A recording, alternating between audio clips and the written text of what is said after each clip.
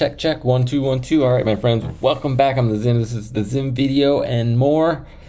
Publish these on all my platforms, but I am an artist and art professor traveling across the country from Seattle to Rochester, New York, because I got a new teaching position at Rochester Institute of Technology this coming school year, about a month away from starting classes, and we are driving across the country, doing it on the tight, whatever, the low financial support mode. But thankfully, my sister came through and helped me get a hotel room tonight. So we'll talk more about that in a minute. So that's why the background is different.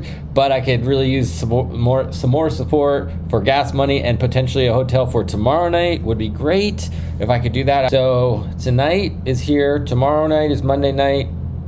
Then hopefully we'll be in Cleveland by Tuesday night, so we'll land in Rochester on Wednesday morning, and then I'll be in my new apartment Wednesday afternoon, hopefully. I still, fingers crossed. So anyways, we could use some help. If you can PayPal or Venmo me a few bucks if you got it, that would be sweet. Today we're going to talk about a little more politics today we're going to get into, and then I'll update you on the journey, a little bit what happened throughout the day, a little bit more of yesterday, and that kind of thing. So voting for Kamala is the protest. So when I started to realize, for me, this moment in time is what we've been working for as progressives for so long. And it feels like to me, as I've, if you missed it on my TikTok, I posted that idea. I'm recording this at 7 on July 28th. So I posted it probably 2-3 hours ago, 4-5 o'clock, I don't know.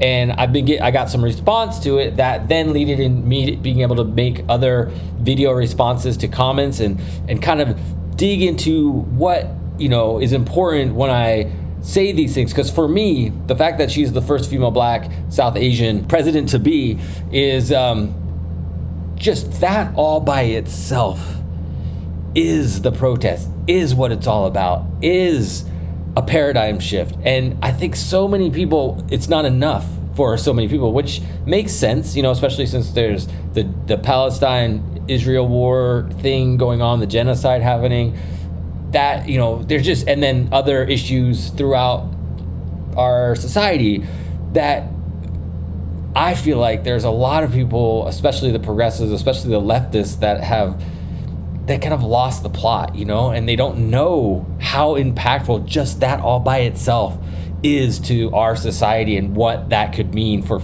our future of our society. So when I talk about it, I need to make sure I add in things like, and she's an intelligent, compassionate, the kind of person that I want leading our country, as opposed to the alternative, which is irrational, divisive, all those kind of, it's like she carries herself presidentially, and her stances on policies, what we want as progressives, women's bodily autonomy, prison reform, and those. There's so many things she's already has a policy stance on that most progressives would agree with. So it's just, I don't know. It's interesting that I, have to spell it all out in a way, but I guess that makes sense. But for me, just the fact that she is going to be the first female Black president, South Asian president, is, let alone female. She's got and Black and South Asian. It's just like a cosmic size,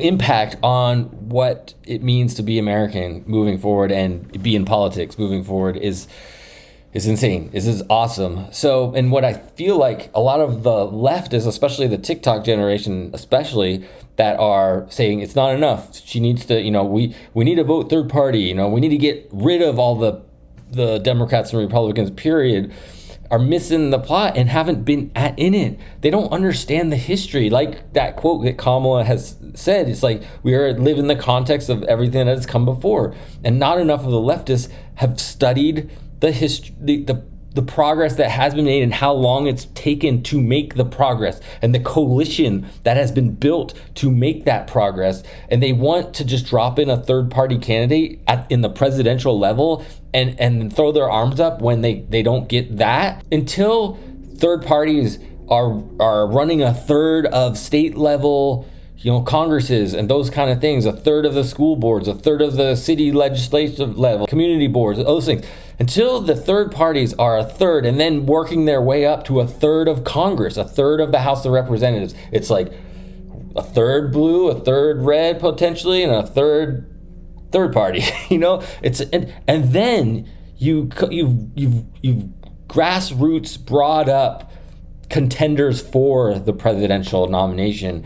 Not just, why aren't we voting third party? It's like, well, why aren't we voting? Why aren't you organizing on the lower state levels and that before you ask for a presidential candidate of a third party? And now that I've been in this moment, that just makes so much sense to me. Like, there's never going to, never say never, but the potential of a third party presidential candidate when they haven't built up the coalition doesn't seem to make a lot of rational sense. As I said, I like to consider myself a rational leftist.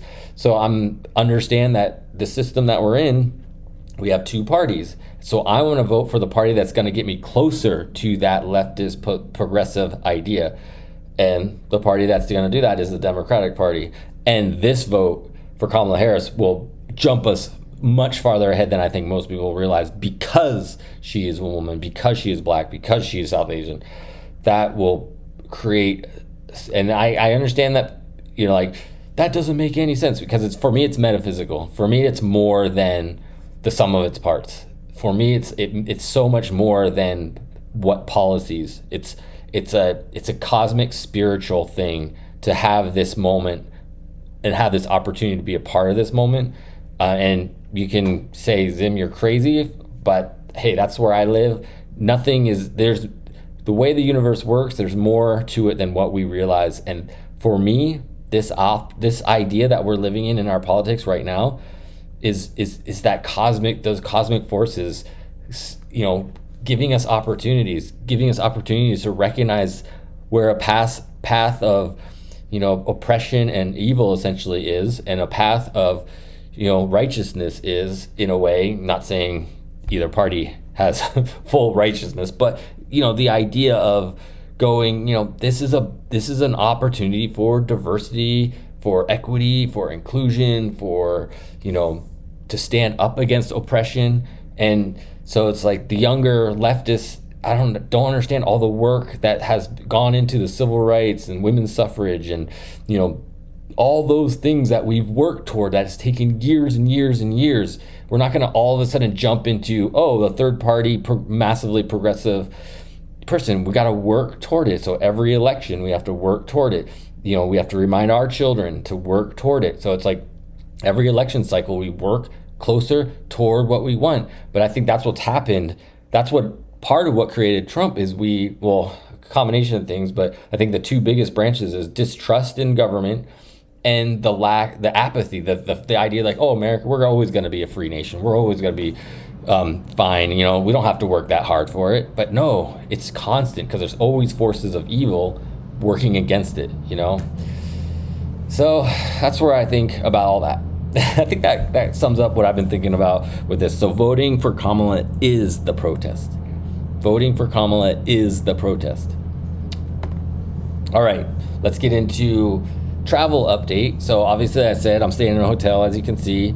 I got a shower, I shaved, I did laundry, feeling good. We left, so let me give you a little, this right here is what I slept through last night. So we'll play it for a second here.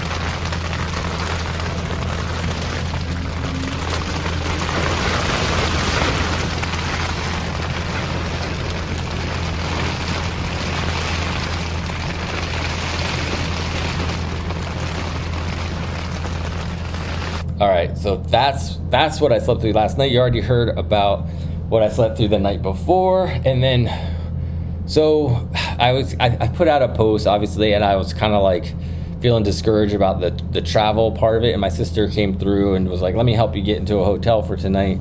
So she did. So I really thank her tremendously for helping that out.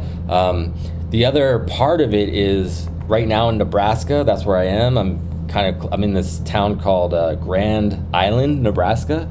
A little bit farther than I was planning, like a half hour farther than my scheduled stop, which is great, getting me closer to where I need to go. Tomorrow I'll be stopping at my storage unit in Iowa and then heading up to like Chicago area, I think, something like that.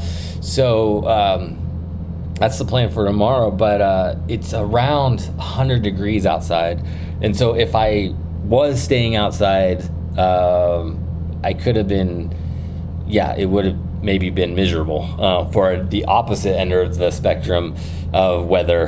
And so we'll see what tomorrow brings. Tomorrow night, I'm still up in the air where I'm going to stay. If you can come through for me and help me out with a few bucks, like if I can get maybe around $50 to $100 in donations between now and tomorrow, I'll probably stay in a hotel. But if I don't, I'll go for camping. And then the last night though, I'm looking pretty good to be able to stay. There's a Best Western that I looked already online for under $100, and I trust Best Western, so that's the kind of hotel I'm gonna stay at. So yeah, I think that's it. I don't know what else do I have to update on. The drive through Nebraska, so we're on the I-80, and it is very straight and very flat. Although thinking about it in terms of the I-90 versus the I-80, maybe it's just because this is the first time I'm driving the I-80, but I think I like the I-80 drive better. It feels like the drivers on it, feels like there's less drivers on it, and it feels like the flow is better. But hey, I don't know. We'll do it a few more times, I suppose, through as we go. But I think, I don't know. If I forgot something, I'll add it in tomorrow. So stay tuned for tomorrow's update. But this has been the update for now, and we'll get back to you again soon. All right. As always, be loving, kind, and patient. Peace.